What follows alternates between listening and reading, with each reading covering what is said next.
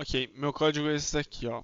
Eu criei uma lista cheia de linha, tipo, com várias linhas, que começa com uma contagem de zero, porque é quantas linhas existem.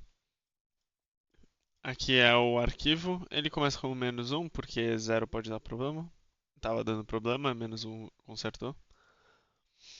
Aí aqui, se os argumentos, se forem quatro argumentos, ele vai tratar como uma linha. Então ele vai definir linhas count como um e ele vai adicionar aqui no primeiro. Se não, se começar com três, né?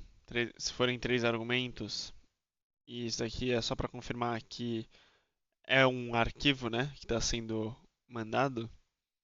Ele vai abrir o arquivo, vai ir de linha em linha e coluna em coluna, letra em letra no caso, aqui no while e vai definindo. Então, isso aqui é o loop que vai escrever todas as linhas do arquivo aqui na lista de linhas. Aí tá bom. Ele vai lá e fecha o arquivo.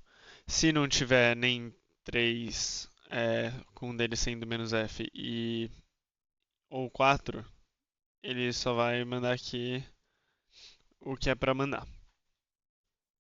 E aí ele retorna um porque deu erro. Aí tudo bem. Nesse do for, esse for, ele vai criar uma fork para cada linha. Basicamente, ele vai processar cada linha, né? Ele não vai processar todas as linhas ao mesmo tempo, porque eu não fiz a fase 4, né? Só fiz a fase 3. Então, tudo bem. Aqui ele vai criar uma linha copiada, né? Porque fica mais fácil de trabalhar. Aí ele basicamente copia aqui e tudo bem. Ele define as três variáveis, que sempre vão ser as mesmas, né? No caso, sempre vão estar no mesmo lugar. Então assim fica fácil. Ele define define a seed aqui como Z e Z porque ele começa já incrementando. Então, como eu começo incrementando, ele volta. Aqui eu crio uma condição, né, de se encontrou ou não.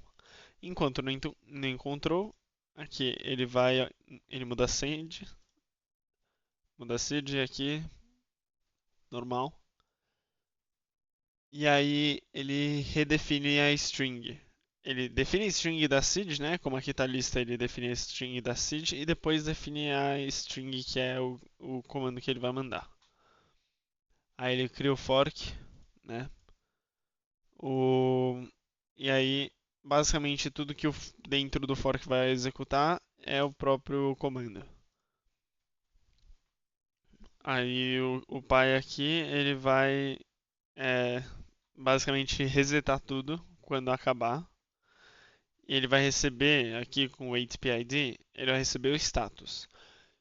Com o status que foi definido lá no enunciado, ele consegue definir se ele terminou, se ele. Ó, aqui no caso, se ele retornou 1, 0, né?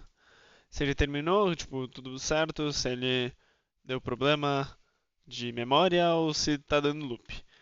O loop, ele basicamente ele tá fazendo isso aqui com os sleep com tempo. Então, tipo, dentro desse while de tempo menor, igual a menor que 5, ele tá definindo aqui, ele tá contando o tempo que ele tá demorando. Se demorar mais de 5 segundos, deu problema de timeout. Então ele vai lá e define que não terminou. É, é basicamente isso. Quando ele eventualmente termina, né? Porque se ele terminou, ele vai quebrar do while de encontrou. E aí vai terminar aqui. Se ele terminou, no caso, e não foi encontrada a senha porque deu falha na memória, ele vai repetir. É basicamente isso. Aí ele mata o filho e basicamente é isso. Ele printa tudo que precisa printar e depois retorna zero, porque o código deu certo, né? Se chega até aqui.